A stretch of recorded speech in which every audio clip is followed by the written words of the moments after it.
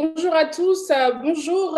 Merci d'être dans ce nouveau numéro de votre émission Sans concession.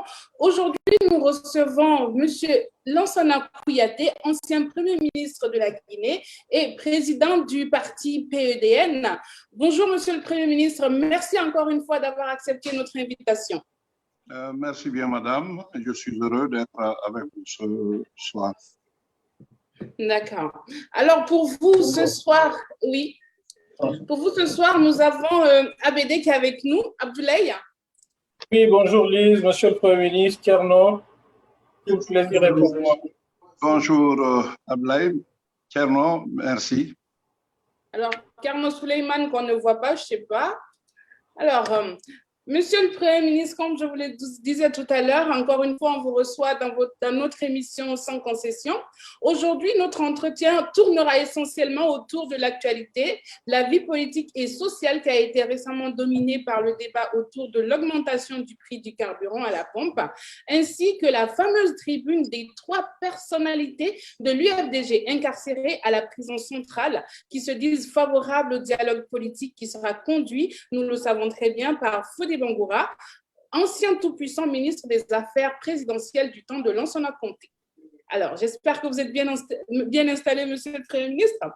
Alors, tout portait à croire que les Guinéens allaient encore devoir supporter une hausse du prix du carburant à la pompe. Il y a quelques jours, on a constaté à notre grande surprise qu'il n'en était rien. Comment interprétez-vous ce statu quo? C'est pourquoi il ne faut pas suivre souvent les rumeurs. Il faut toujours commenter quand c'est fait. Prévenir est mieux, c'est le travail du journaliste, enquêter. Mais lorsque vous le dites, vous devez savoir pourquoi ils ne l'ont pas fait. Je crois qu'il y a eu les couteaux qui ont été tirés des fourreaux. Prenez le mot au sens vraiment figuré. Et je crois que cela suffit pour que le gouvernement recula sur cette augmentation. C'est la seule interprétation que l'on peut avoir. D'accord. Alors, Abédé, pour enchérir un peu? Oui. Est-ce que le gouvernement a semblé laisser croire comme quoi que c'était qu'il pourrait y avoir autre chose? Est-ce que vous pensez que vraiment le gouvernement va être amené dans les prochaines semaines, les prochains mois à prendre vraiment une décision qui va dans le sens de l'augmentation du prix du carburant à la pompe? Parce qu'on le voit quand même ailleurs, il y a quand même des ajustements à la hausse qui se font. Pourquoi on a tant de mal à le faire en Guinée sans que ça ne suscite des remous? Je vais commencer par là où vous avez terminé. Ailleurs, on augmente quand le prix du pétrole, que ce soit le Brent, que ce soit, n'est-ce pas, la BLCO, quand ça monte, et ça, c'est, comme vous le savez, c'est fixé par la London Billion Market Association. Quand ça monte, à la pompe, dans les pays qui sont organisés et qui veulent refléter la réalité du prix à l'extérieur sur le marché mondial, il faut monter. Quand ça baisse aussi, on fait baisser à la pompe.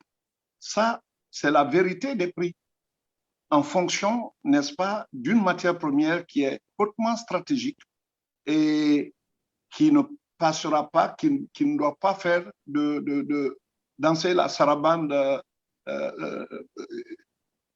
je dirais, espagnole.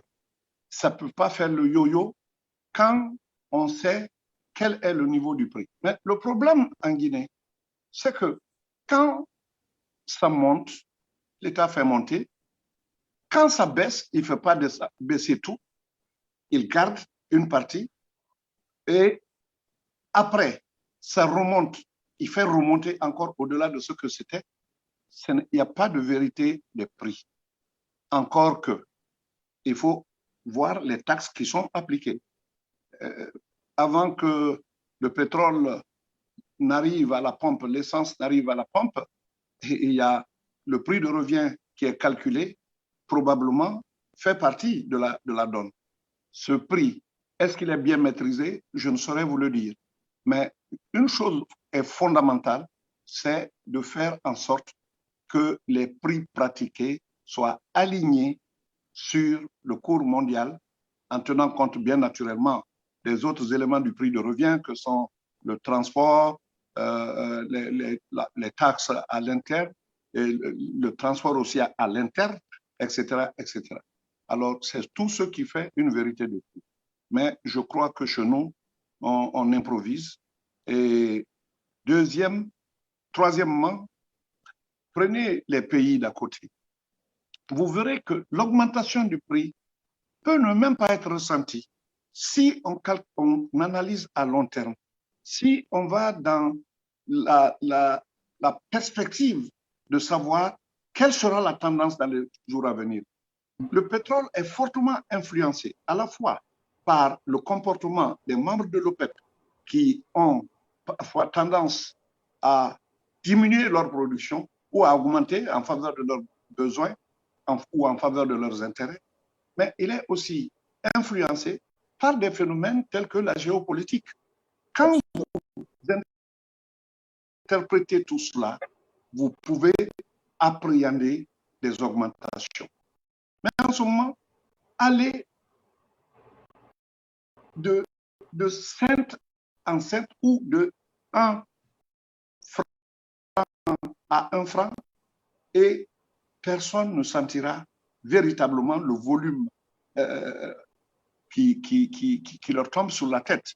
C'est dit qu'il y a beaucoup de pays qui vont graduellement et avec des moyens, avec un plafond qui ne dépasse pas, par exemple, je sais que dans la sous-région, il y en a qui ne dépassent pas les 10 francs CFA à la fois. Cela, c'est parce qu'ils tiennent compte non seulement du niveau de vie des Guinéens, ils tiennent compte des difficultés que les gens ont à accéder à d'autres produits. Or, le carburant est un détonateur pour tous les autres prix, comme vous le savez, parce que tout se transporte. Absolument. Est-ce qu'on peut interpréter votre commentaire, Monsieur le Premier ministre, comme étant un conseil que vous apportez à votre frère et chef du gouvernement actuel, M. Ibrahima Kassori Fofana, en matière de démarche? Non, écoutez, c'est pas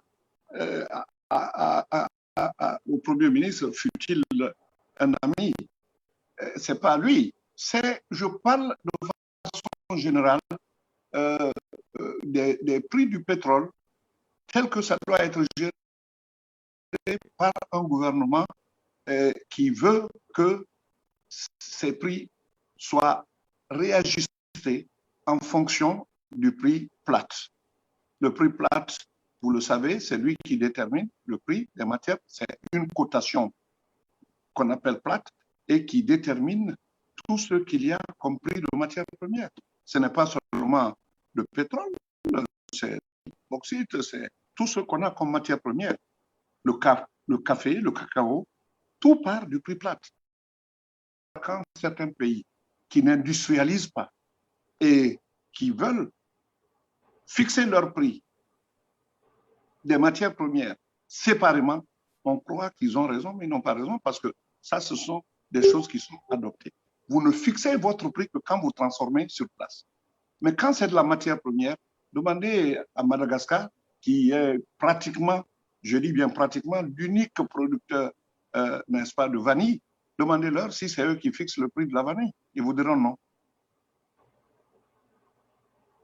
Très bien. Tierno, est-ce que tu as une réaction?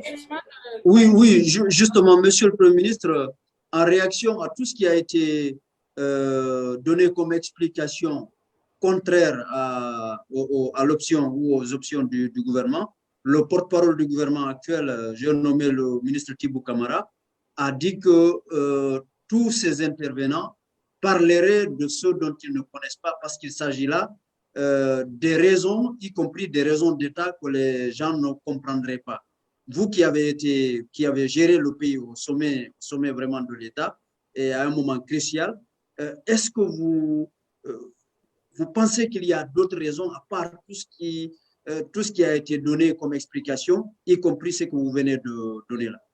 Écoutez, ce que je vous ai dit, c'est les raisons techniques, les raisons économiques qui doivent coïncider avec les raisons d'État. S'il y a d'autres raisons d'État, alors c'est celui qui a été, n'est-ce pas, qui a porté ce propos, c'est lui qui ne connaît pas plutôt.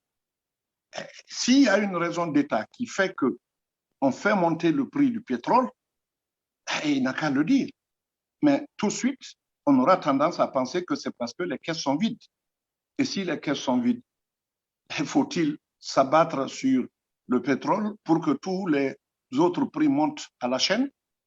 Non, je crois que laissons les passions et laissons les on-dit, laissons les suppositions, disons les choses telles qu'elles se présentent. La Guinée est un pays comme un autre. On n'est pas producteur de pétrole. Quand je fus Premier ministre, j'étais le seul, j'étais un des rares, en tout cas, à le dire. Quand cette entreprise américaine est venue, j'ai oublié le nom, ils sont venus, ils ont dit qu'il y a du pétrole. Moi, je savais déjà qu'on avait du pétrole, mais que le pétrole était situé assez loin de nos côtes. Hyper dynamique. Hyper dynamique, oui. Et je vous assure, je suis allé très loin. Avant même d'être Premier ministre, je savais ça déjà. La Guinée a plus de gaz que de pétrole. Depuis les années 60, la recherche du pétrole a commencé en Guinée. Le bureau était en face de l'hôtel Kamayenne qui était là-bas. C'était tout juste en bas. Et le directeur d'alors était un ami. Je lui ai dit un jour, après coup, je lui ai dit, écoute, ne te fatigue pas. Moi, j'ai la réalité. Quand vous allez à Houston, vous trouvez, il y a si vous avez de bonnes relations avec eux, et ils vous montrent tout de suite les cartes de gaz en Guinée, ce qui revient presque à la même chose, et les cartes de pétrole. Je ne dis pas qu'il n'y a pas de pétrole, il y en a. Mais pour l'instant, les recherches n'ont pas permis de savoir que c'est trop proche, n'est-ce pas, de nos côtes 1, et qu'il y a une quantité suffisante, n'est-ce pas, pour rendre rentable à tout exploitant ou pétrolier qui se lancerait dans cette aventure. Et rappelez-vous ce que l'un de mes prédécesseurs, ancien Premier ministre, a dit. Je l'ai entendu ce jour-là, ça m'a fait rire parce qu'il a dit « Bientôt, le pétrole va jaillir, n'est-ce pas, de nos océans. » Je dis, il parle de ce qu'il ne sait pas. Voilà tout. Monsieur le Premier ministre, vous avez parlé de gaz en Guinée, c'est intéressant. Est-ce que votre niveau de connaissance vous porterait à dire que la Guinée ferait mieux de s'intéresser au gaz et pour aller loin, d'accélérer la production de gaz? On voit combien de fois le gaz a fait du bien à certains Émirats du Moyen-Orient, etc. On pense au Qatar, etc. Donc, quel est votre avis là-dessus? Mon avis est qu'il faut rechercher tout ce qui peut apporter une contribution au développement du pays. Le gaz n'est pas le seul.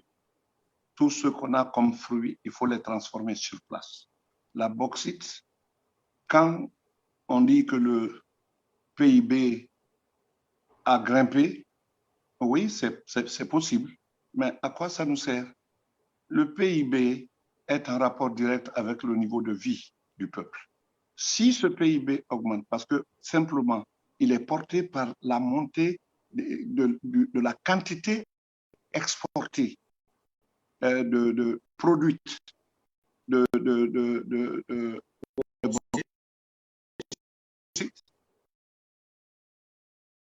alors soyez sûr que c'est un PIB vide de sens. Vide de sens. Je le dis et je le redis. Vide de sens. Et quand on comprend comment cette bauxite-là aussi est exploitée, parce que ne vous y trompez pas, le Caleta, à un moment donné, on a reçu 750 millions de dollars de Rio Tinto, comme vous le savez. Tout le monde a crié victoire. Aux premières nouvelles, c'est un des chefs d'État de la sous-région qui m'a informé, le gouvernement guinéen a fait un bon coup, 750 millions de dollars pour financer Caleta. La réalité est quoi? Caleta a été financé, l'apport du gouvernement guinéen à la réalisation de Caleta, c'est 125, ça n'a pas dépassé les 125 millions. de dollars. Le reste a été financé par la Chine sur crédit. Et dans le cadre d'un partenariat spécifique, on a dit on paiera en bauxite. Les bauxites qui quittent là, ça va pour diminuer la dette qu'on a contractée vis-à-vis de la Chine dans quel état? Monsieur le Premier ministre, vous semblez dire que les 700 millions de dollars n'ont pas servi à quel état, rien du tout? Oh, non, j'ai dit 125 millions ont été utilisés, c'est Oui. tout. C'est ce que je sais. Et le reste, alors, qu'est-ce qu'on en a fait? Oh, je n'en sais rien, mais rappelez-vous que le président lui-même, interrogé plus tard sur ce sujet, il a dit qu'on l'a trompé à propos des 750 millions. Il l'a dit ou pas? Vous êtes au courant, vous savez. Il a dit qu'il a été trompé. Trompé comment? Trompé par qui? Toutes ces questions s'enchaînent. Il faut savoir, dans le calme, dans la tranquillité, essayer de comprendre. Aucun pays n'est condamné au sous-développement. Ça n'existe pas. Mais si nous continuons à nier la réalité et avoir les mots qui nous minent, dès qu'on en parle, on le fait avec passion. Tel est traité de ceci, tel est traité de cela, alors que simplement il veut apporter quelque chose. Aujourd'hui, la mobilisation des ressources, je vous assure, ce n'est pas là le problème. Ce n'est pas là le problème. Il y a beaucoup d'equity qui sont en relation avec des investisseurs qui font du BOOT. Ce n'est plus le BOT. C'est Bull, Own, Operate and Transfer. Et si on suit cela, on en trouvera à go. La Guinée manque grosso modo de quelle quantité d'électricité, d'énergie. Grosso modo, je peux dire 6 000 kVA, mégawatts. 6 000 mégawatts. 6 000 mégawatts. Kaleta a fait. Et je l'avais dit, j'étais l'un des premiers, sinon le premier à le dire. Je dis, j'étais sur espace. Quand je leur ai dit, ça ne produira rien. J'ai eu la chance, le privilège même, d'être à OCOFI, l'Office de la coordination financière de l'industrie. La Société nationale d'électricité relevait de nous à l'époque. Et la Guinée a un problème de production, un problème de transport, un problème de distribution et un problème de connexion entre l'éclairage public et l'éclairage domestique. Toutes ces questions, il faut savoir. À un moment donné, on a rénové les câbles pour faciliter le transport. Tout le monde était content. Mais on l'a fait en amont du renouvellement de l'appareil de production. Donc, ce qui paraissait brillant à l'époque, c'est éteint. Et au moment où on essayait des efforts dans la production, dans les appareils de production de l'énergie, les fils, les câbles étaient déjà vandalisés, cannibalisés même, je pourrais dire. Et le taux de déperdition, quand on produit, par exemple, disons, 100 mégawatts, combien arrivait à destination? C'est moins de 50 qui arrivait à un moment donné. Donc, vous produisez 100, vous ne recevez que 40 ou 45. Avec ça, on ne peut pas faire de l'électricité. Or, sans énergie, il n'y a pas de développement. Monsieur le Premier ministre, la situation que vous décrivez là, enfin, nous constatons qu'elle a beaucoup changé, il y a eu beaucoup d'évolutions. La desserte en électricité s'est nettement améliorée ces dernières années. Je crois que par rapport à la description que vous faites, il y a un décalage. Peut-être, s'il y a le décalage, c'est que vous semblez partager donc l'avis des Guinéens. Alors, applaudissons. Mais vous savez bien, ce que je vous dis là, qu'il y a 6 000 mégawatts qui manquent, ça manque.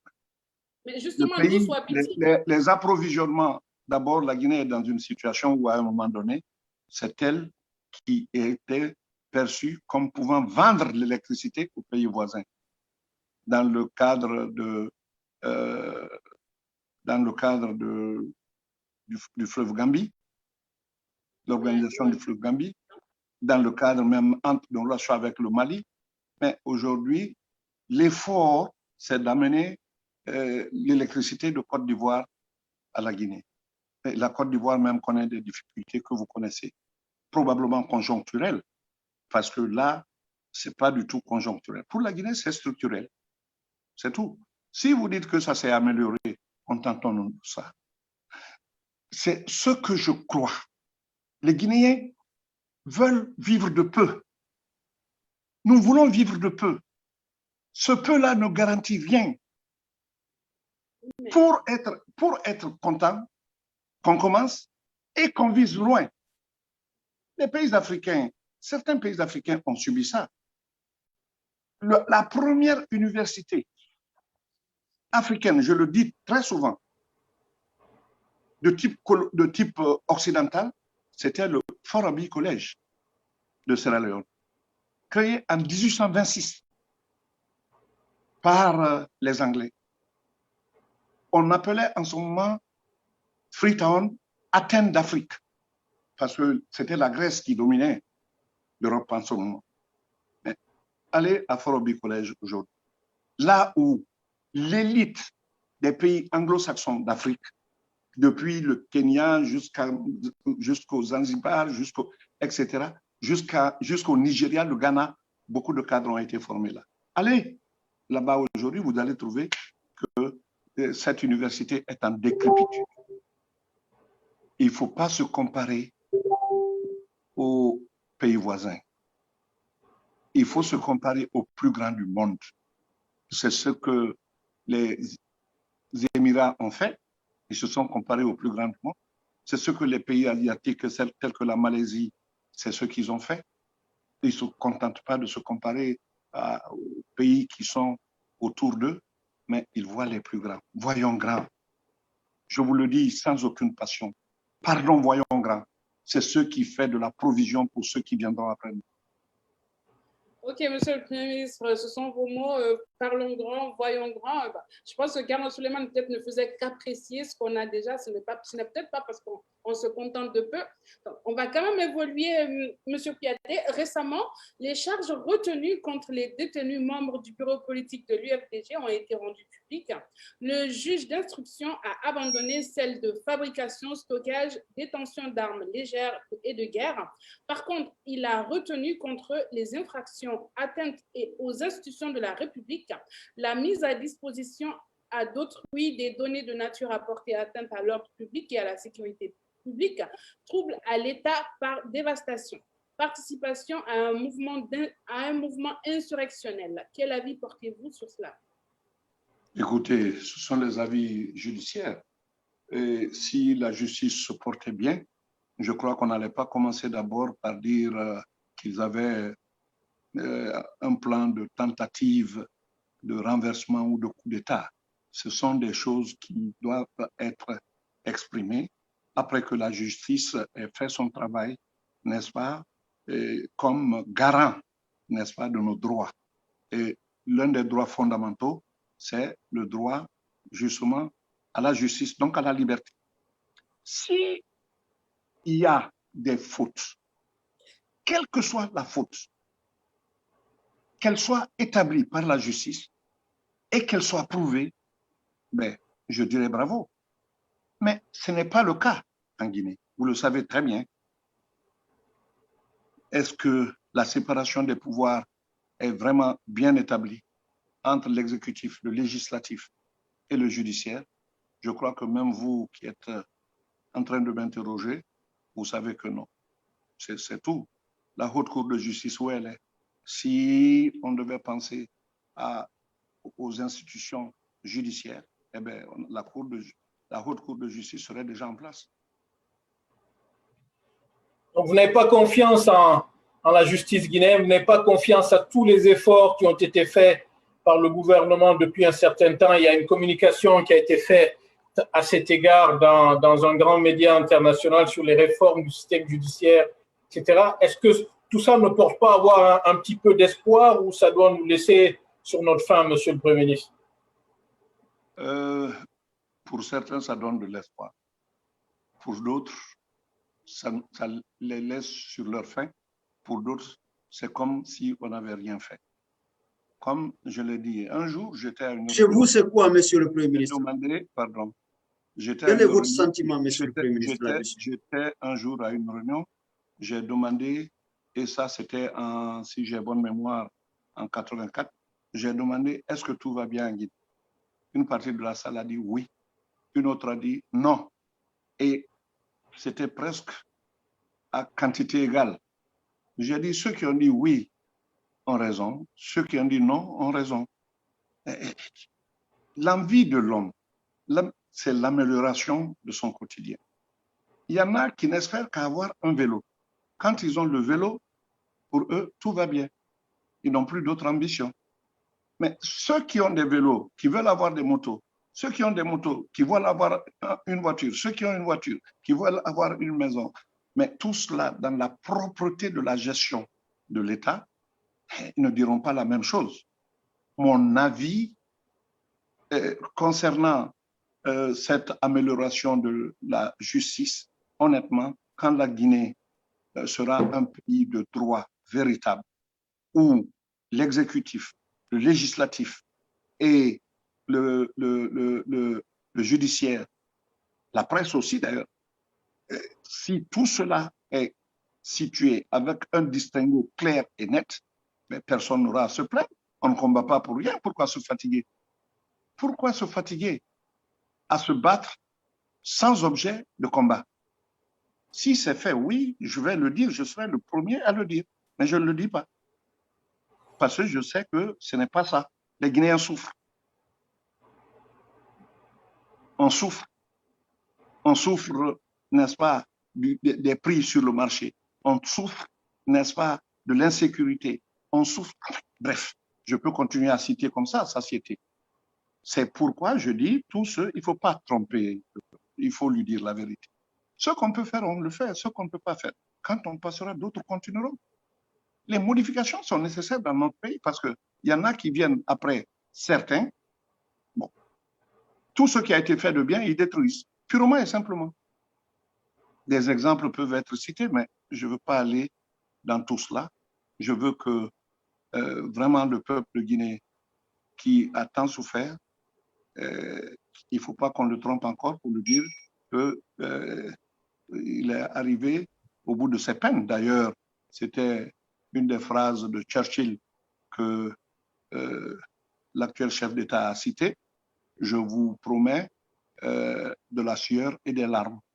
Et là, Churchill l'a dit dans le contexte de la guerre, de la Deuxième Guerre mondiale, et lui l'a dit dans le cadre de sa prise de pouvoir.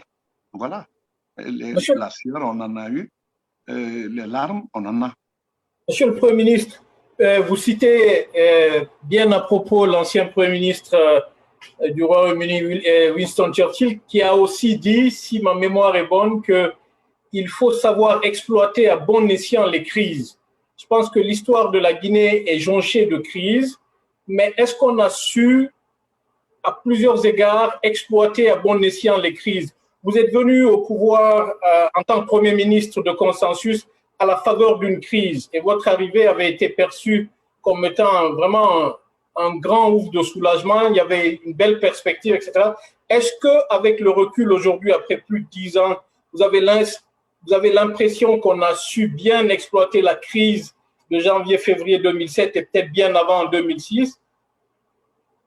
Les pays qui savent exploiter les crises ne retombent jamais dans les errements passés. Je ne dis pas qu'il n'y a pas de pays sans conflit, il y en a. Les conflits vont de pair avec la paix, ça s'alterne par moments. Mais il y a des degrés qu'il ne faut pas atteindre. J'étais au Nigeria et le temps que j'ai passé là-bas, l'une de mes remarques a été que tous les 36 États, parce qu'ils ont 36 États, ils sont aujourd'hui près de 285 millions d'habitants. En 2050, probablement le Nigeria en population dépassera les États-Unis. Mais à chaque fois que j'ai demandé dans un État si ils sont prêts, face aux contradictions, à aboutir à une autre guerre, à un autre conflit, comme celui du Biafra, ils disent non. Ils n'en veulent plus. Parce que combien de morts il y a eu? Ils disent qu'il ne le faut plus. Ça a créé un consensus. Malgré tout ce qui se passe dans le delta du Niger. Donc, c'est cela. Ce n'est pas par un oui ou par un non. Les pays européens, l'Union européenne a été créée par la crise, par la guerre. S'il n'y avait pas eu la Première Guerre mondiale, il n'y aurait pas eu la Deuxième Guerre mondiale. S'il n'y avait pas eu la Deuxième Guerre mondiale, l'accord du charbon et de l'acier n'allait pas se faire. Et finalement, l'Union européenne n'allait pas se faire. C'est vrai, ça porte beaucoup d'autres considérations, mais la considération première, c'était de mettre fin aux guerres. Ça n'a pas été à 100% possible, parce qu'il y a eu la guerre des Balkans. Au moment où j'étais aux Nations Unies, on a eu à l'Algérie. Kofi Annan même a été envoyé là-bas. Alors, on ne cherche pas l'absolu de l'absolu, mais il faut toujours chercher, après un conflit, que l'on ne tombe pas dans les mêmes erreurs. Et vous avez l'impression qu'en Guinée, on continue à retomber dans les mêmes erreurs, dans les mêmes errements, crise après crise? Parce que la crise qui est arrivée en 2006, en 2007, est venue de faits qui se sont accumulés. Et probablement celui qui est désigné pour être le dialogueur, enfin, excusez-moi l'expression, le médiateur. On va y arriver, Monsieur le Premier ministre. Réservez votre avis à la question qui est ici, s'il vous plaît. Non, non, ce n'est pas pour parler de lui, c'est pour dire simplement que lui pourrait dire mieux que moi d'où est partie la crise, quels sont les éléments qui l'ont fermenté. Il pourra le dire. Mais je sais une chose, un État doit être à la fois fort et à l'écoute de ses populations. Ce sont les deux objectifs. On ne dirige pas par commandement, on dirige par consensus et ceux qui font entorse à la loi doivent être punis également, légalement, en fonction des textes qui sont prescrits pour ceux. Voilà donc ce que je peux vous dire. Il ne m'appartient pas de dire qu'on a tiré les leçons ou pas, mais en tout cas, les Guinéens souffraient en ce moment de pénurie, ça continue. Les Guinéens souffraient d'injustice, ça continue. Les Guinéens, quel que soit ce que vous pensez, c'est ça aussi. Le débat entre nous, je n'oserais même pas vous dire de ne pas dire ce que vous dites. Vous savez, votre école, l'école du journalisme, je n'aime pas ce que vous dites, mais je me battrai à mort pour que vous le disiez. C'est ce que je pense de la presse. Je ne l'ai jamais attaqué. Quand j'étais Premier ministre, je voyageais avec la presse d'opposants qui me critiquaient.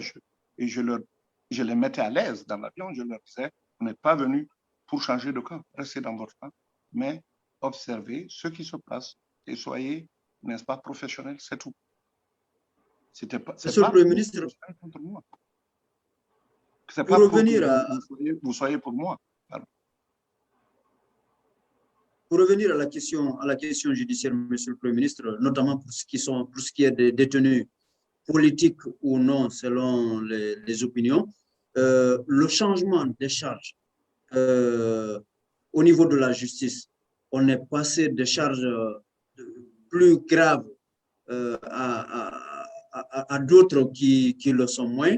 Est-ce que cela ne représente pas une expression de l'indépendance de la justice, Monsieur le Premier ministre? On est un peu loin de l'indépendance de la justice. Écoutez, il ne faut pas aller vite. Ce n'est pas par un signal, si important soit-il, qu'on va dire que la justice est maintenant indépendante. Si la justice était indépendante, les moments qu'on a vécu ces derniers temps n'allaient pas être enfumés de beaucoup de contradictions, de conflits politiques, de conflits sociaux, enfin, tout ce qui est en train de se passer. Mais quand vous voulez m'amener à dire que c'est un progrès immense qui a été fait, je dis non. S'ils prennent conscience comme ça, je serai le premier à leur tirer chapeau. Mais comme je le dis, il y a des choses concrètes. On n'a qu'à mettre la haute cour de justice, par exemple, qui manque. Et vous le savez, les instances judiciaires ne sont même pas encore complétées.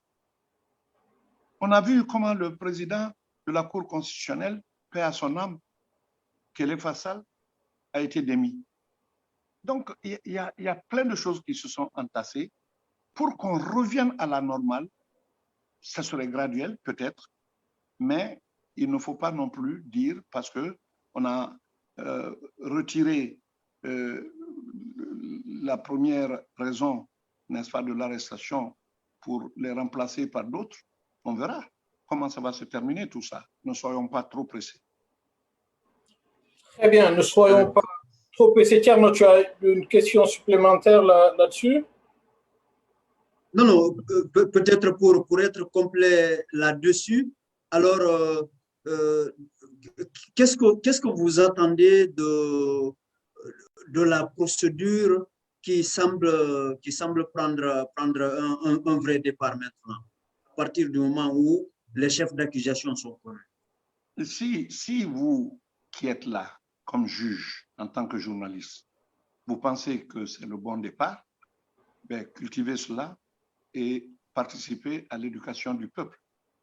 Mais je vais vous dire, la justice est très importante, tout comme la séparation totale des pouvoirs, tout comme la gestion économique et financière d'un pays, tout comme l'absence d'improvisation pour une constitution au forceps, pour une assemblée, elle aussi au forceps. Et en définitive, un président qui n'est pas président, qui est chef d'État, probablement, il dirige l'État. Mais l'élection s'est passée dans les conditions que vous connaissez. Et sur des cadavres en plus. Beaucoup de cadavres. Vous le savez très bien. Et moi aussi, je le sais. Très bien. Monsieur le Premier ministre, on va revenir sur la question. Hein, c'est coupé. Est-ce que vous nous entendez maintenant? Allô? Oui, vous nous entendez? Allô? Ah, je ne vous entends plus. Allô? Allô? Oui, monsieur le Président. Je disais que... ça doit être un problème de connexion. Non, je ne vous entends pas là. Oui, c'est votre connexion qui s'est détériorée, monsieur. Je ne vous entends pas. Et nous, on vous entend très bien. bien. Ça va s'améliorer. Je ne vous entends pas. Allô? Ce qu'on va faire, monsieur, attendez, je vais vous mettre en salle d'attente et puis... Je craignais, c'est pourquoi j'avais pris la tablette, parce que quelqu'un a dû probablement essayer d'appeler, mais moi, je ne vous entends pas. Bon, je vais faire une petite manœuvre pour voir si ça va marcher.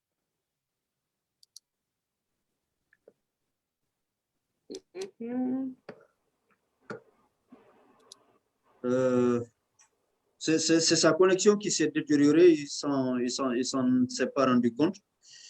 Alors moi, je voudrais en attendant son retour. Ah, je vous entends maintenant. Voilà. Mais voilà, c'est mieux. Très bien. Monsieur le Premier ministre, je disais qu'on allait maintenant passer sur une question concernant le dialogue politique, comme vous l'abordiez brièvement tout à l'heure. Donc, nous, on aimerait vous interroger, de savoir quelle est l'opinion, en tous les cas, du PDN sur la question, puisque vous en êtes le président, et aussi, qu'est-ce que vous inspire la nomination de Elhadj Fodé Bangoura comme étant le nouveau pilote du nouveau processus de dialogue politique en Guinée? Je commence par ça, je ne me prononcerai pas là-dessus, pas parce que je suis subjectif. J'ai des relations avec l'homme. Nous avons fait la même université, nous sommes de la même promotion.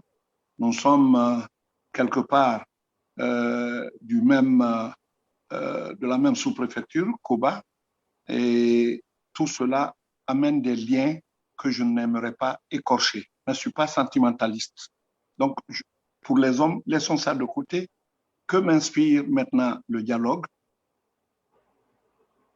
On doit comprendre qu'il n'y a pas de dialogue sans prémisse de dialogue. C'est le climat qui est créé avant le dialogue qui facilite le dialogue.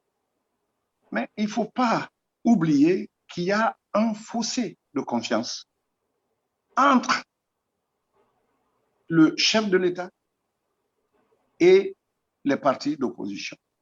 Il y a eu des dialogues là-bas. On en a eu combien?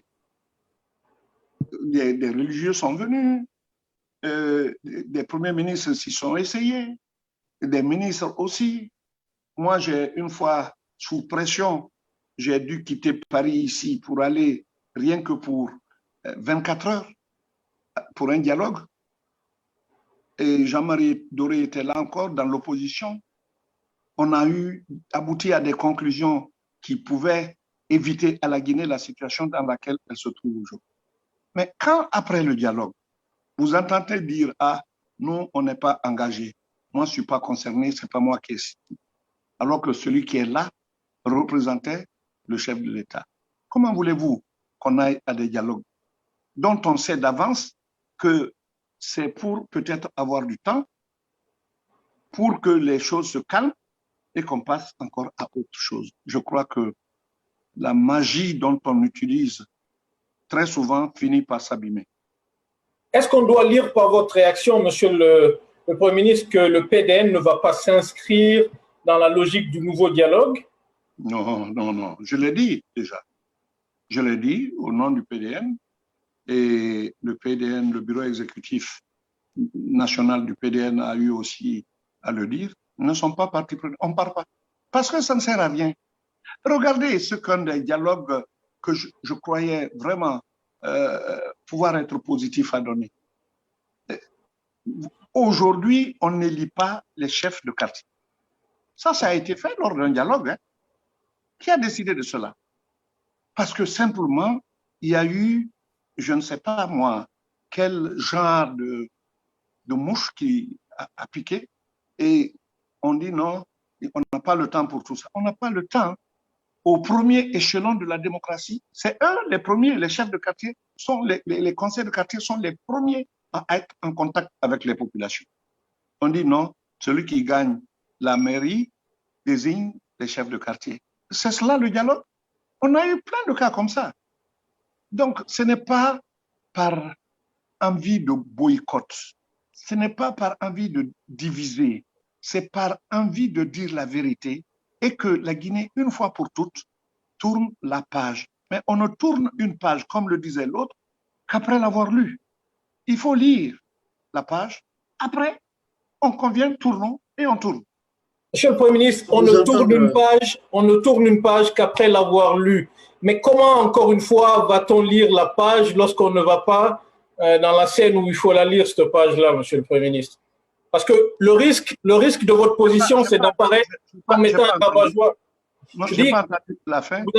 Vous avez dit qu'on ne tourne une page qu'en la lisant. Il faut l'avoir lue avant de la tourner. C'est vos propos que je reprends, peut-être pas texto, mais j'ai envie de vous poser la question de savoir, mais comment est-ce que, et pourquoi ne pas accepter d'aller à ce dialogue malgré toutes les inquiétudes que vous avez, parce que vous allez peut-être avoir l'espoir de lire la page que vous mentionnez là. Je me suis posé cette question au premier dialogue. J'ai été déçu. Je me suis posé au deuxième dialogue. J'ai été déçu. Troisième dialogue, j'ai été déçu. Quatrième dialogue, j'ai été déçu. Alors, quand vous êtes à répétition déçu de ce que vous arrêtez et après vous voyez le contraire, comment voulez-vous qu'on puisse continuer à aller? On dit à Maninka, Fenwulemba ba monfa, monfafa, iba tumulemba yedi borang. C'est des métaphores. Traduction, s'il vous plaît.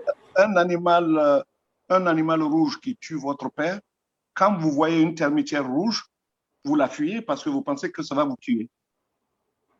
Vous, journaliste, est-ce que, honnêtement, sur le survol que vous faites, surtout Guinée News, vous êtes une grande chaîne, vous interrogez tout le monde. Avec ça, les populations ne sauront pas quelles sont les positions des partis, de chaque parti. On le sait. La presse, c'est pourquoi on vous appelle quatrième pouvoir. On est parti à plusieurs dialogues qui ont donné l'inverse de ce qu'on espérait. On va continuer comme ça? Monsieur le Premier ministre, donc puisque vous semblez ne pas... Excuse-moi, Thierno. Oui, je le disais, Monsieur le Premier ministre, à cette allure, est-ce qu'on ne risque pas d'être face à un blocus alors que il y a pas, alors, s'il n'y a pas de possibilité de dialogue, la question c'est de savoir qu'est-ce qu'on va faire alors pour sortir de cette situation, Monsieur le Président. Qu'est-ce qu'on va faire? Comme je le dis, il y a deux choses auxquelles les gens ne comprennent pas beaucoup de choses. Un, il y a les prémices de dialogue, la détente générale qu'on souffle sur le pays, les erreurs qui sont commises. Et ce n'est pas au moment où beaucoup d'argent a été pompé pour une constitution ou pour une élection, pour un troisième mandat. Ce n'est pas immédiatement après ça que, au moment où les gens souffrent, n'est-ce pas, qu'on va parler de ceci ou de cela. Il faut d'abord soulager le consommateur guinéen. Ce n'est pas seulement la ménagère, parce que tout le monde consomme. C'est le consommateur guinéen. Il faut s'attaquer aux problèmes qui touchent le social. Qu'on me dise que oui, tout cela est en train d'aller, on verra. Ça, c'est la première des choses. La deuxième des choses que beaucoup ne savent pas, l'accord pendant un dialogue s'obtient avant par la politique des petits pas, par le consensus créé. Et je vous assure, même les grandes organisations que vous connaissez, que ce soit l'ASEAN, que ce soit l'Union européenne, que ce soit, n'est-ce pas, les États sud-américains, que ce soit même dans certaines régions de la sous-région, de l'Afrique, je veux dire, Continent, oui. on obtient toujours le résultat avant. Quand vous entendez le Conseil de sécurité des Nations Unies s'est entendu a pris telle résolution, la résolution a été déjà discutée et les points de vue ont été rapprochés dans ce que j'appelle la salle des fétiches, où personne ne rentre d'ailleurs, en dehors des membres du Conseil et le secrétariat. Quand on les voit dans la salle, on peut penser qu'il y aura des débats, mais tout est déjà obtenu. Pas forcément, parce que quand c'est impossible là-bas, c'est en ce moment que les vétos tombent pendant la réunion. Donc, il y a toujours un préalable. Et ces préalables, quand on s'en moque, alors le dialogue ne servira à absolument rien. Voilà ce que je veux vous dire très honnêtement. C'est ce que je dis du fond de mon cœur. Là-dessus, monsieur, Lise, je veux juste insister là-dessus parce que tout à l'heure, vous avez parlé des consommateurs, particulièrement la ménagère. Est-ce que le dialogue, s'il avait lieu... Je n'ai pas dit particulièrement la ménagère, j'ai dit que les ménagères ne sont pas les seuls consommateurs, c'est tous les consommateurs. Oui, d'accord. Voilà. L'un dans l'autre, la ménagère, elle est particularisée dans les propos là. Oui, Justement. oui, on a raison de la particulariser, mais ici, moi, j'ai dit que c'est tous les consommateurs. Cela dit, est-ce que le dialogue étant présenté dans une certaine opinion comme étant une manière justement de détendre l'atmosphère, y compris l'atmosphère économique, est-ce que ça ne peut pas être un argument qui puisse vous convaincre d'aller au dialogue pour permettre au secteur économique de se bouger, en même temps soulager le consommateur pour qui vous semblez avoir beaucoup de soucis?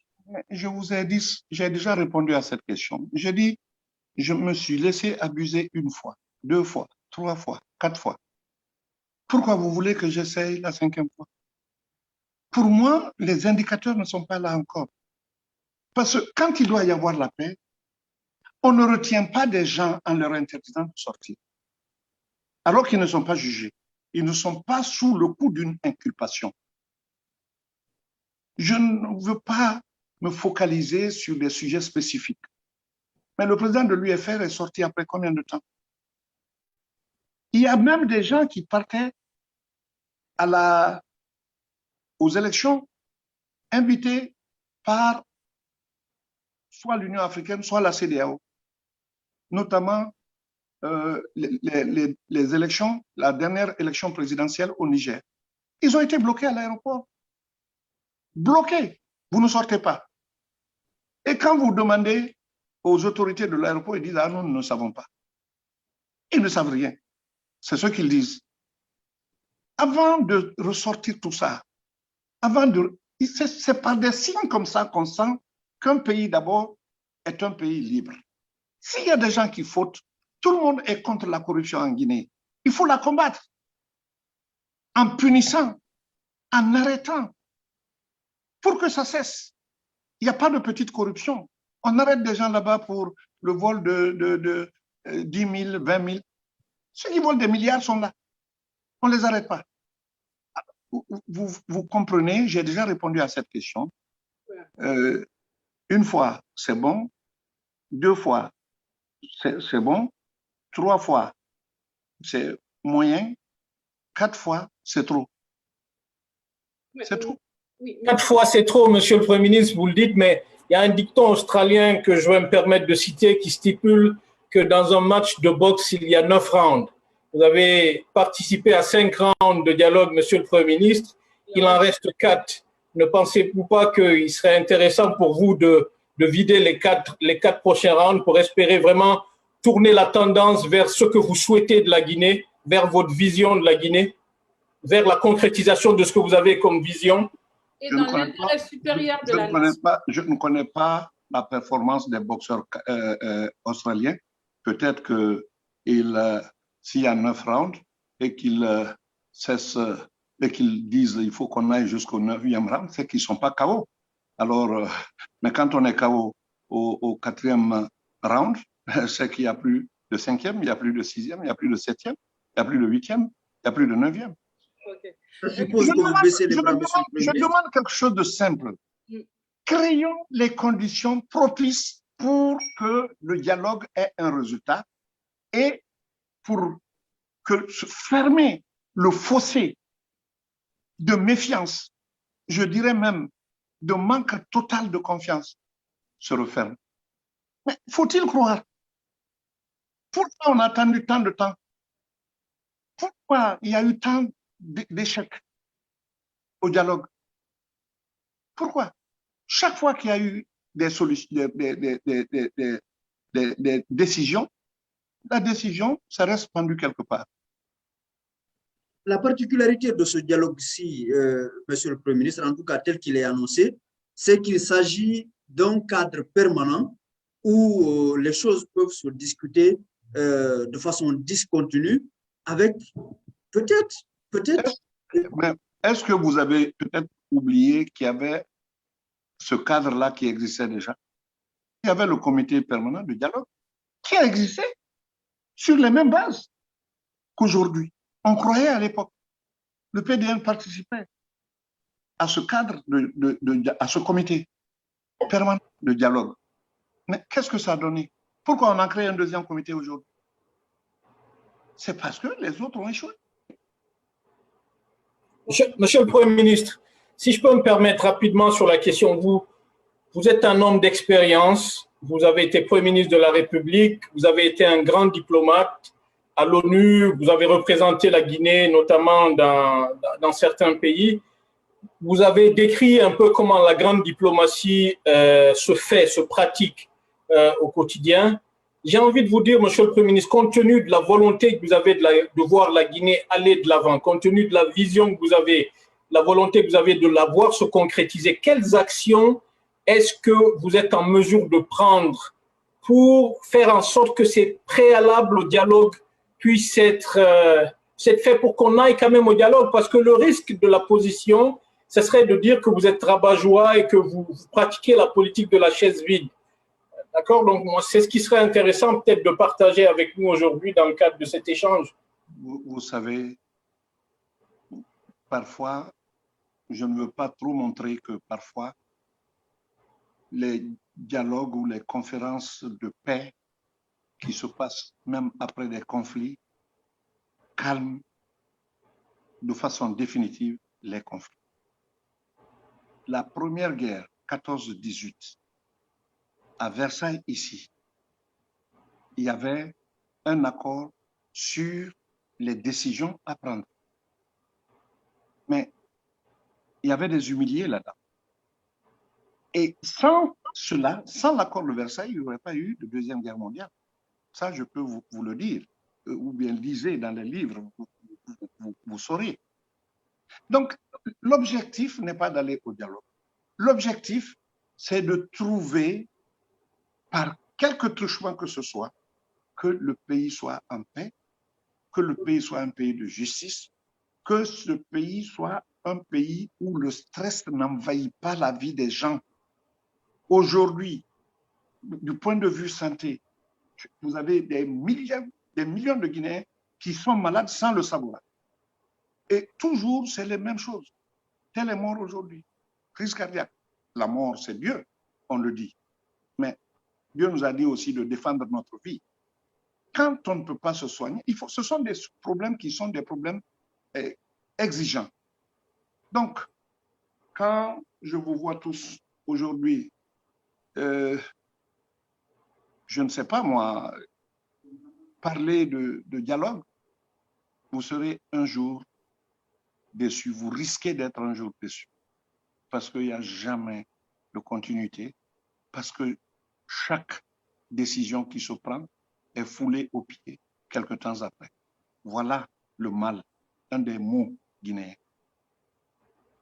Monsieur le Premier ministre, vous avez longtemps, sinon jusque-là, été présenté comme un homme d'espoir. Votre parti porte d'ailleurs le nom espoir, mais là, vous semblez baisser les bras. Et non.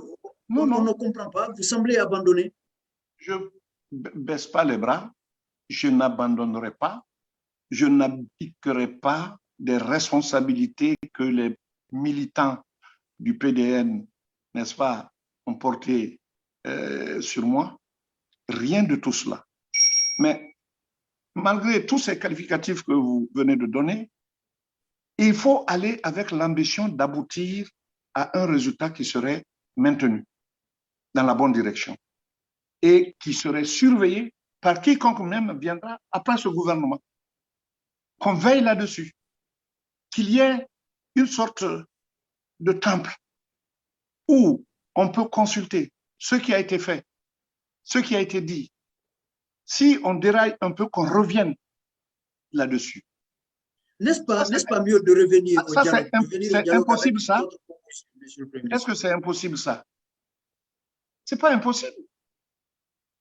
La Guinée n'a pas connu de partition comme le Libéria l'a connu, comme la Sierra Leone l'a connu, comme le Mali le connaît aujourd'hui, comme la Côte d'Ivoire l'a connu, comme je dirais même le Sénégal par l'affaire de Casamance, n'est-ce pas, l'a connu, tel que la Guinée-Bissau l'a connu. Nous n'avons pas connu ça. Les 245 857 km² ont été préservés.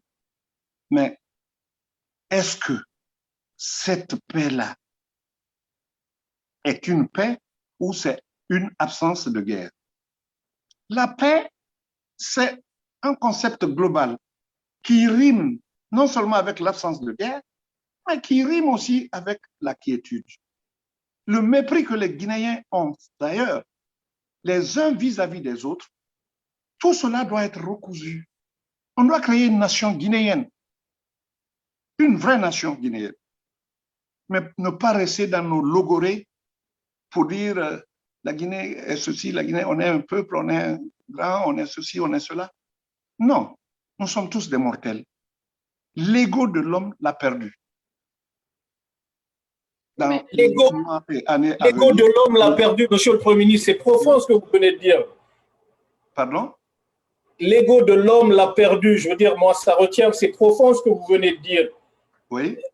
L'ego, mais en quoi l'ego de l'homme aurait perdu le Guinéen, par exemple? Parce qu'on n'arrive pas, on tourne en rond, on n'arrive pas à s'en sortir.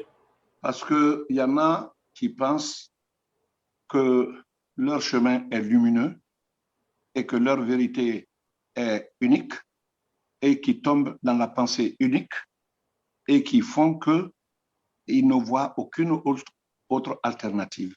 Je ne veux pas remuer, n'est-ce pas, tout ce qui a été dit comme mensonge dans le passé et qui nous rattrape aujourd'hui. Il y a eu beaucoup de choses qui ont été dites, mais ce n'est pas la peine d'en faire l'inventaire.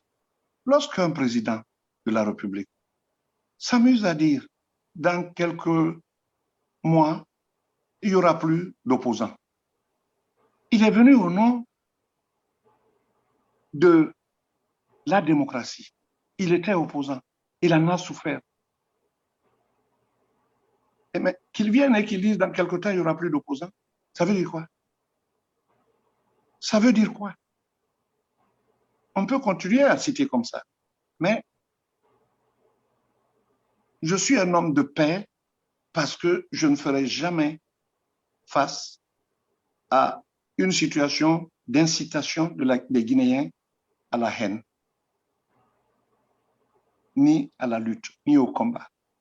Les Guinéens doivent comprendre qu'on est soit tous heureux en même temps, tous, ou ceux qui ont aujourd'hui n'auront plus rien demain.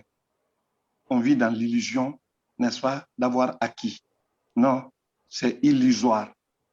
C'est illusoire, absolument illusoire.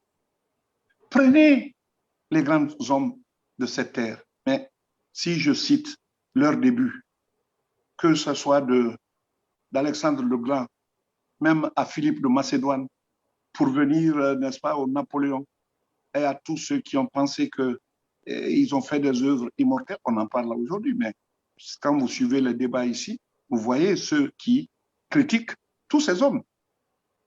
Tous ces qu'on met là comme effigies grandioses dans les ronds-points.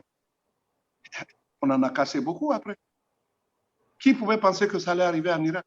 Qui pouvait penser? Enfin, il y a plein de cas comme ça. La modestie et savoir qu'on n'est pas seul. Savoir que les témoins passeront et vont de génération en génération. Tout cela doit nous amener au repos du cœur, à la paix interne. Mais quand vous sortez, vous avez peur. Rien que les embouteillages, vous le savez, vous le vivez là-bas. Mais Tout le monde devient arrogant. Un petit truc, c'est des injures. Ceux qui disent la circulation est mauvaise, vous les trouvez garés à des endroits où ils ne doivent pas garer. Donc, nous sommes nous-mêmes concernés. Et je ne suis pas tout critique vis-à-vis du gouvernement, mais le Guinéen doit changer. Mais c'est au gouvernement de donner le tempo en jouant juste, en jouant équitable. C'est cela l'ambition d'un pays. Et des pays pauvres, il y en a eu. Mais comment ils se sont sortis de tout ça? Prenez les pays certains pays du Golfe. Prenez Oman. C'est la première fois qu'il y a un peu de chômage à cause de la COVID-19. Mais là-bas, je ne vais même pas vous citer tout ce qui est fait, parce que ça ne servira pas à grand-chose. À un certain âge, vous avez déjà votre maison. Il n'y avait même pas de taxes. L'objectif de toute économie, c'est l'homme. C'est pour garantir aux hommes la quiétude, leur paix. Mais justement, Bref. monsieur le Premier ministre, ne pensez-vous pas que si vous viviez en Guinée aujourd'hui, peut-être que votre discours pas totalement changé, vous l'aurez un peu revu? Parce qu'on a vu déjà par rapport à la tribune publiée par ces opposants aujourd'hui qui sont incarcérés, ils ont commencer à changer, à aller un peu vers le dialogue? Ne pensez-vous pas que si vous étiez en Guinée et qu'on vous interdise, par exemple, de voyager, en tout cas, qu'on vous prive de certaines libertés, peut-être que vous penserez un peu au dialogue, ou même si on ne vous prive de rien de tout ça, vous viviez la situation non, avec les Guinéens, vous aurez au moins revu votre discours, monsieur. Madame, vous avez dit quelque chose de très grave. Vous voulez dire que les gens doivent être primés, privés de leur liberté. Non, pas que privé, parce qu'aujourd'hui, on a vu ce qui arrive à Sidia, ce qui arrive à Sénégal Diallo. Vous avez bien dit, si j'étais en Guinée et privé de voyager. Privé ou pas, vous pouvez être en liberté, mais si vous vivez la réalité, monsieur Kouyaté, vous aurez changé de discours en faveur de la nation, peut-être. Écoutez, le discours, on ne le change pas comme ça. On le change sur la base, n'est-ce pas, de ce qu'on voit comme réalité. Votre façon d'aborder le sujet me suggère qu'il faut, n'est-ce pas, une dose de privation pour qu'on en vienne à la raison. Mais c'est ce qui arrive, malheureusement. Et c'est ceux qui arrivent malheureusement avec ceux qui sont en prison, qui ont dit allez au dialogue. Parce qu'ils sont en prison. Mais faut-il que tous ceux qui critiquent aujourd'hui passent en prison? Non, pour qu'ils disent voilà. Et vous êtes libre. Je vous suggère, voilà, parce que vous êtes en France, enfin vous êtes hors de la Guinée peut-être qu'il va falloir vivre un peu ce qui se passe en Guinée pendant plus d'un mois, plus de 6 mois pour pouvoir comprendre mieux aussi ce qui se passe. Je comprends parfaitement parce que tout ce qui est dit là, tout ce qui est fait, tout ce à quoi on aboutit, non seulement je l'ai dit, je l'ai prédit, je l'ai prévu, et ensuite, qui a mené la bataille de la démocratie? Tout le monde. Mais moi, je faisais partie de l'opposition. Combien de fois on a tiré sur ma voiture? J'ai accepté de continuer à vivre là. Combien de fois on m'a fait arrêter en direction, n'est-ce pas, de certaines régions? Mon voyage sur Cancan pour une simple mamaya. On a dit que ça ne se tiendra pas. On a coupé l'électricité partout où j'étais, dans tout le quartier où j'avais élu domicile. Et le jour de la mamia, les premiers qui sont partis, on a tiré sur eux. Des enfants de rien du tout. Des hommes aussi. Là-bas, c'était rempli. Je m'habillais pour y aller. C'est à 2 mètres, n'est-ce pas, de la tombe, paix à son âme, de Karamo Segouba. Mais ceux qui ont eu le temps de fuir ont sauté le mur pour aller se cacher dans la tombe parce qu'ils pensaient que c'est sacré. On est allé les chercher jusque dans cette tombe. Le jour où nous, opposants, nous avons dit que chaque fois qu'on fait les marches, même autorisées, et qu'on passe par Bambeto, qu'on passe par Amdallah, qu'on passe par des trucs, là où il y avait le siège du RPG en ce moment, il y a toujours eu des morts. Et je lui ai dit, nous avons dit, cette fois-ci, nous allons au palais du peuple. Qui est parti? Le PDN était le seul parti. Il y a eu des tirs. Nous avons continué. On a pris l'autoroute, nous sommes allés jusqu'au palais du peuple. Et on a trouvé que c'était bouclé. Ce jour-là, c'était un jour vraiment exceptionnel parce que les policiers et gendarmes nous suivaient, comme on le voit dans les films américains. Et je disais aux uns et aux autres, faites circuler en quinconce, puisque c'est l'autoroute, ils ne pourront pas passer. Et nous sommes allés jusqu'au palais du peuple. Vous parlez de quelqu'un qui, avec les autres, a été empêché de sortir même de sa maison. On a fait toute une journée là, chez moi, à domicile. Plus d'une centaine de personnes dans la cour. Les gaz lacrymogènes qui pleuvaient. Non, non. Sur ce plan, je n'ai aucun complexe parce que j'ai prouvé que ce sont des choses qui ne m'intimident pas. On ne se repose que de son jour dernier. Qu'on le veuille ou pas, chacun de nous ira. Quand seul Dieu le sait. Est-ce qu'en optant pour cette absence prolongée, Monsieur le Premier ministre, vous n'êtes pas en train, est-ce qu'en optant pour cette absence prolongée à Conakry et en Guinée, vous n'êtes pas en train de jouer le jeu du pouvoir qui semble être plutôt, en tout cas semble préférer, à défaut d'éloigner les opposants, de mettre en état d'arrestation d'autres et même priver d'autres de liberté de mouvement de la Guinée vers l'extérieur. Mais c'est justement, on vient maintenant, je crois qu'on se retrouve à la fin, je vous remercie. Ça veut dire que c'est le dictat encore. C'est le dictat. Parce que vous dites, en vous maintenant à l'extérieur, ou en arrêtant d'autres, ou en empêchant d'autres de sortir. Tout ça, ce sont les symboles forts de la dictature. Monsieur le Premier ministre. Monsieur le Président, Dial, s'il te plaît. Monsieur le Président, vous êtes un leader. Vous devez trouver des solutions là où il n'y en a pas. La Guinée, un bon nombre de Guinéens, de vos concitoyens, vous font confiance.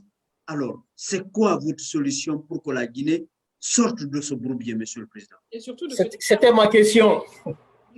C'était votre question. Oui. Et si je dois en parler, souffrez, que ce soit aux membres de mon parti. Nous avons un programme. On a un projet de société et donc un projet de sortie de crise qu'il faut discuter. D'abord, avec le bureau exécutif national, on a une plateforme famille PDN où tous les militants se rencontrent par la magie, n'est-ce pas, de la technologie de la communication. Visitez, bon, vous n'avez pas les numéros, mais si vous visitez ça, vous allez voir combien le débat est démocratique chez nous. Combien le débat est démocratique. Il y a famille, il y a le bureau exécutif national qui a la même connexion, les fédérations ont les mêmes connexions, il y a la famille PDN. Mais le parti est créé pour ça. C'est pour ne pas avoir la pensée unique, les consulter, savoir ce qu'ils veulent, savoir ce qu'il faut faire. Alors, malgré tout le respect que j'ai pour vous, je ne vous en donnerai pas la primeur. Très bien. Donc, moi, j'avais voulu dire d'une autre manière, Monsieur le Premier ministre, quel est votre plan de sortie de crise? Donc, vous venez de dire qu'on n'en aura pas la primeur. Oui, je vous réponds et je vous dis la vérité. J'espère que vous ne me mépriserez pas à cause de ça.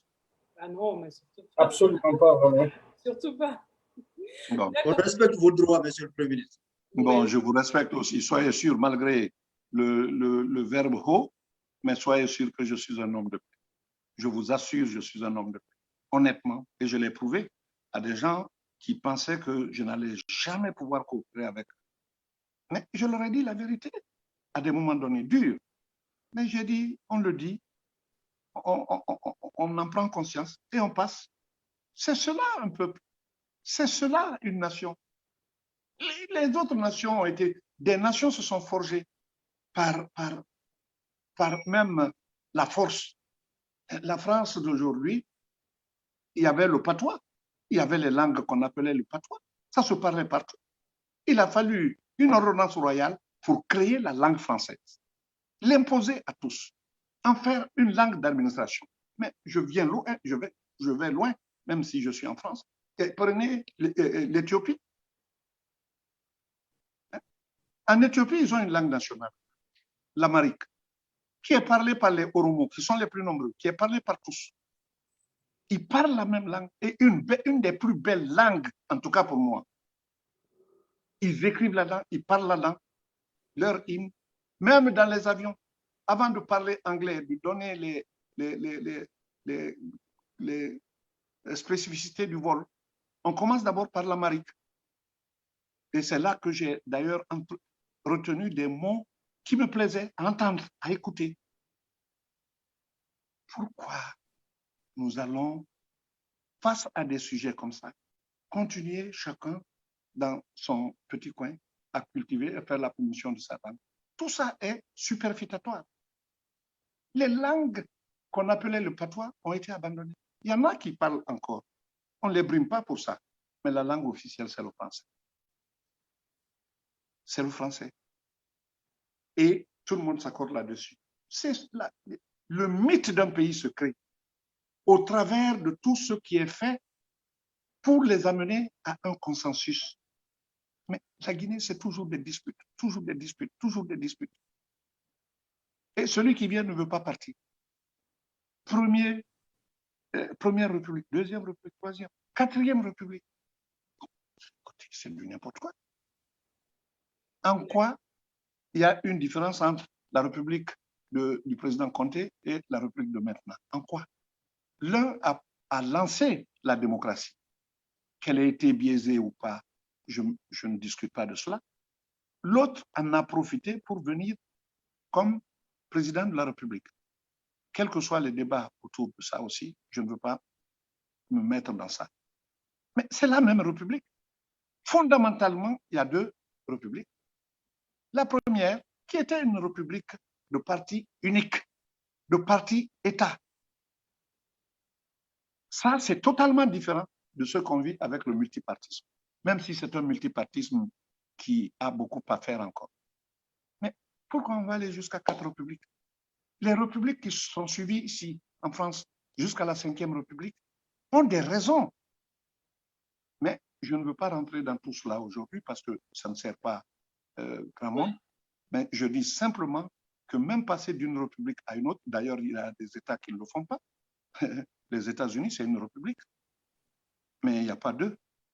On touche à la Constitution par amendement. Et la limitation à 2 fois 4 années d'exercice du pouvoir est venue de George Washington. Ce n'était écrit dans aucune constitution. Les constitutionnalistes le savent. Ce qui est supérieur à la loi, c'est la bonne foi, la bonne volonté. Il a refusé un 3e mandat. Il dit l'Amérique est grande. On a suffisamment de cadres.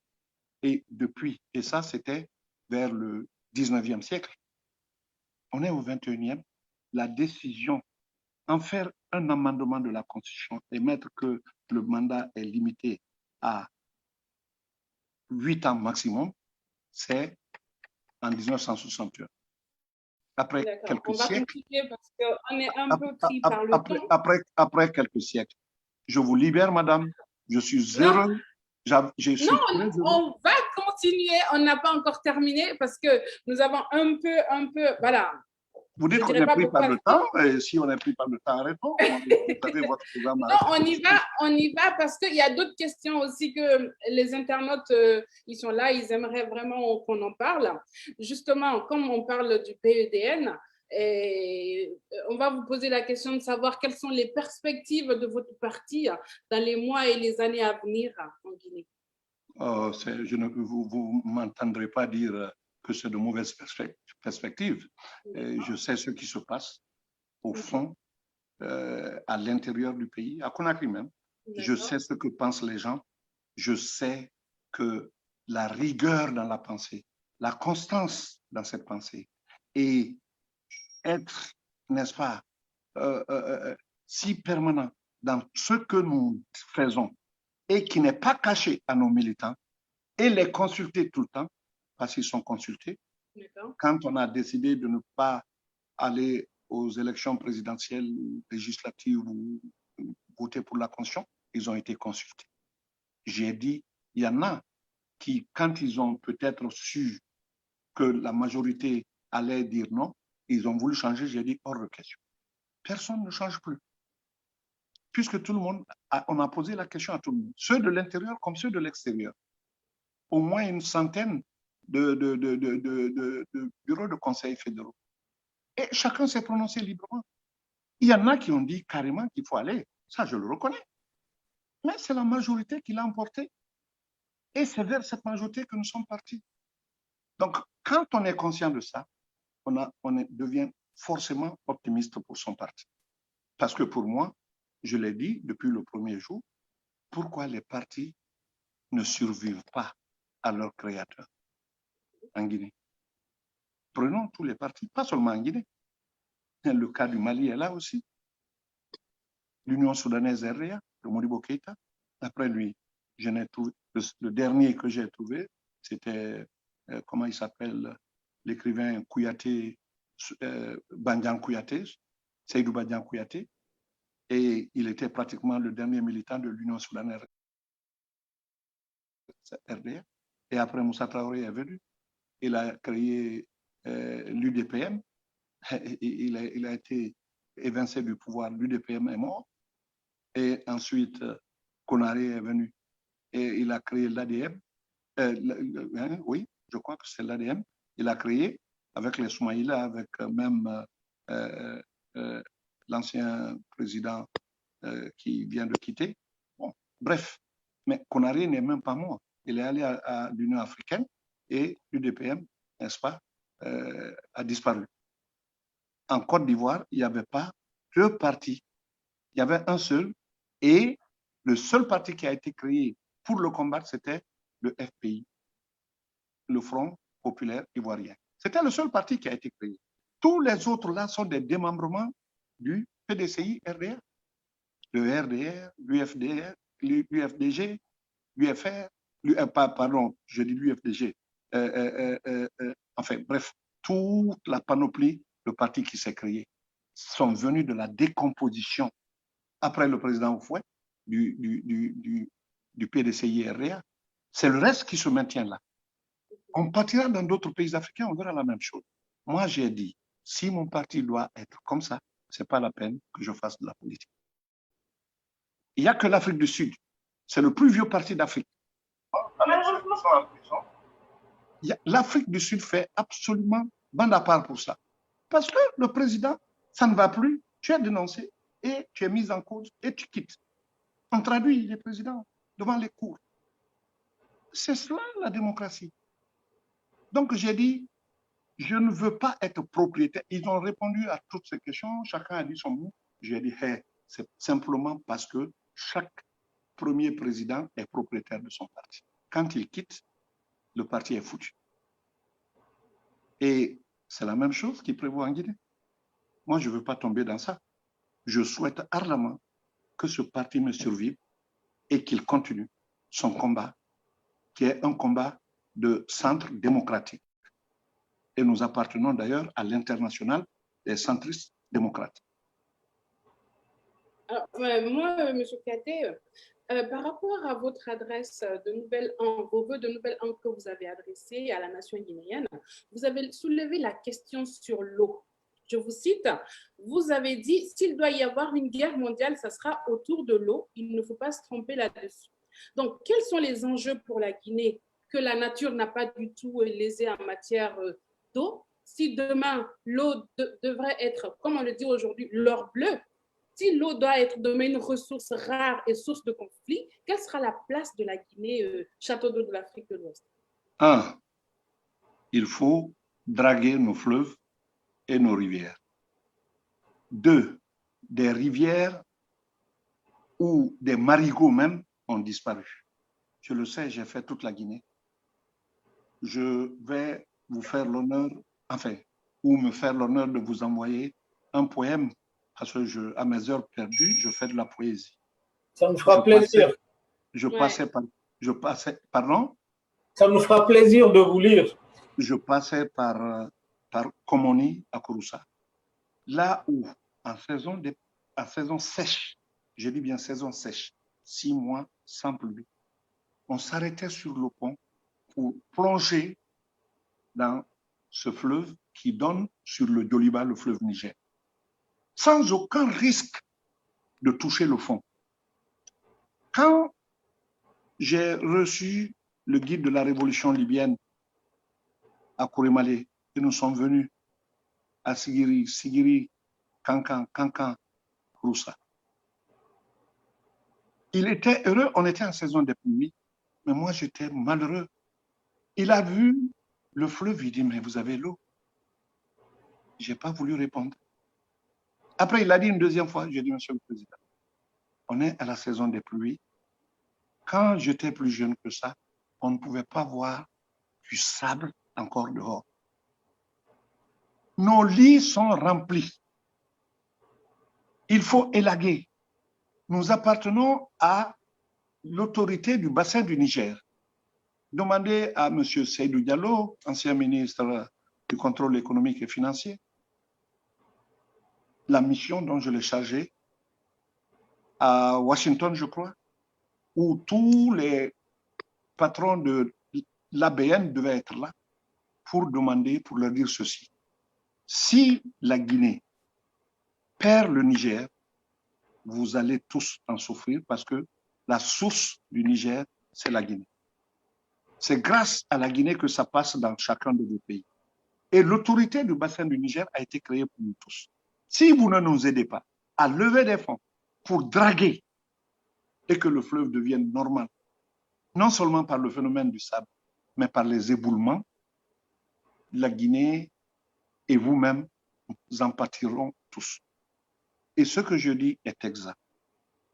Donc, arrivé à Komoni, là où, en saison des pluies, en saison sèche du moins, je plongeais sans hésiter, et on était en saison des pluies, j'arrive, je trouve qu'il y a un filet d'eau. Un filet d'eau. Mais ce n'est pas seulement en Guinée où je l'ai vu, j'ai été au Mali.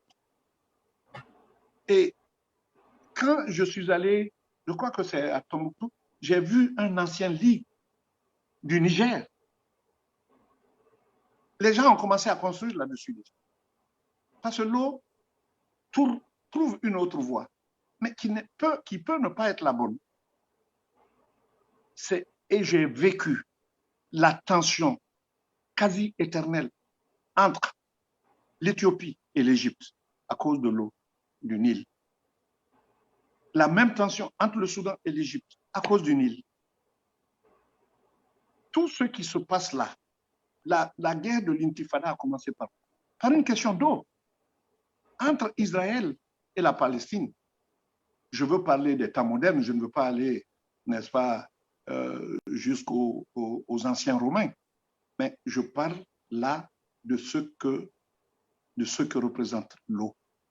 Et il n'y a pas longtemps, quelqu'un m'a appelé pour me dire qu'il veut me solliciter pour l'aider. Ils ont inventé un système d'un bateau qui prend l'eau de mer, qui purifie et qui met en boîte et qui revend. J'ai dit, non, ne comptez pas sur moi pour ça. L'Afrique doit faire plus d'efforts. L'eau de mer, alors qu'on a l'eau naturelle. Mais, madame, ce que vous dites est exact. La Guinée doit veiller à ce que nos cours d'eau ne disparaissent pas. Il y en a qui ont disparu. Que tous ceux qui les entretiennent, je veux parler, n'est-ce pas, de la flore. Il y a aujourd'hui des manguiers qui sont coupés pour aller faire du charbon. Le désert n'est que difficilement maîtrisable.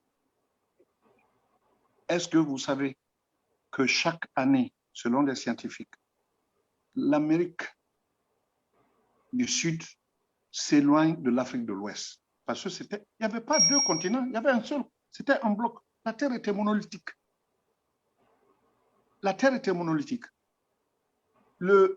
Autant l'Amérique latine s'éloigne de l'Afrique de l'Ouest, autant l'Afrique du Nord se rapproche de l'Europe parce que la Méditerranée perd aussi de l'eau. La Méditerranée perd de l'eau. L'Australie dont on parle aujourd'hui, les scientifiques ont prévu, je ne sais plus combien d'années, ils vont rejoindre l'Asie, plein cœur, d'où ils sont venus. Donc, le monde des mouvements, et je m'intéresse très souvent à ces choses qui ne sont pas de mon domaine, mais par curiosité, et je découvre des choses extraordinaires. L'eau est l'enjeu. L'eau est l'enjeu. L'enjeu de tous les pays. S'il doit y avoir une guerre un jour, parce qu'il y a des guerres qu'on oublie. En réalité, personne ne parle de la vraie Première Guerre mondiale.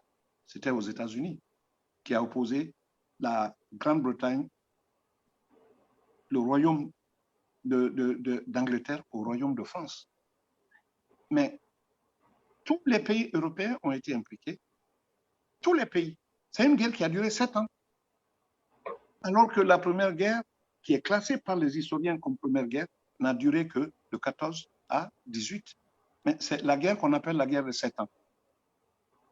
Ça a déchiré l'Asie. Et c'est là que la France a perdu certains de ses territoires à la faveur de cette guerre. Mais l'Europe était divisée entre la France et l'Angleterre, ça atteint la dimension mondiale. L'Afrique était colonisée, on n'avait pas notre mot à dire, mais c'est tout de même ça. Donc, vraiment, l'eau, pour moi, est importante. Oui. Et on manque d'eau, on gaspille l'eau et on ne fait rien pour entretenir ce qu'on a de meilleur, c'est-à-dire l'eau naturelle. Et vous voyez, si on était dans cette ambiance de boire l'eau, même, comment vous vous appelez? Elisabeth. Hein? Elisabeth. Non, pas vous, l'autre. Abdoulaye. Ablaye. Oui. Ablaye n'allait pas être si costaud, il allait être un peu mince parce qu'il n'allait boire que de l'eau. De toute façon, on compte sur le PEDN pour passer les messages, pour faire savoir à tous que bientôt, l'eau sera une denrée rare. Il faut préserver notre flore, il faut préserver l'eau en Guinée.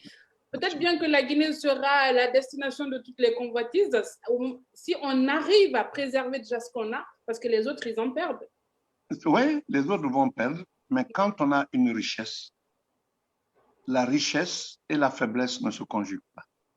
Tout pays qui a été riche, économiquement, financièrement, et je dirais culturellement même, a fini par la guerre lorsqu'il a sous-estimé ou mis peu de moyens dans sa protection. Les deux vont ensemble. La richesse et la faiblesse ne se conjuguent pas. Le cas du Liban est là. Le Liban était la place forte, une des places fortes, n'est-ce pas? J'y ai été ambassadeur là.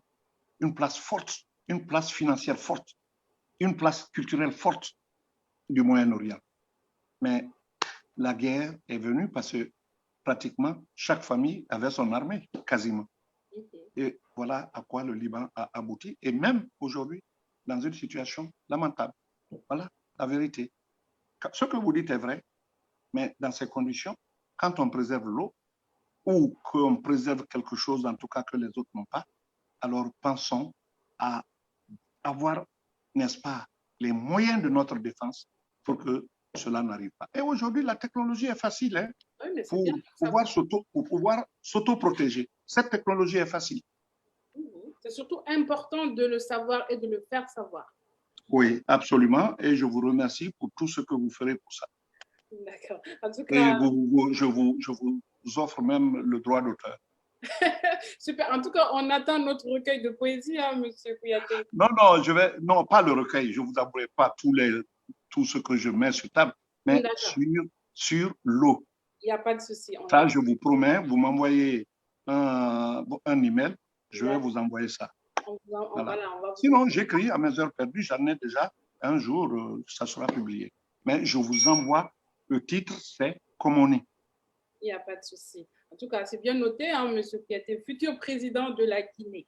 Alors, avant de se quitter, on va vous laisser le dernier mot sur ce qui a été dit ou ce qui n'a pas été dit à l'endroit de vos militants et de la population guinéenne.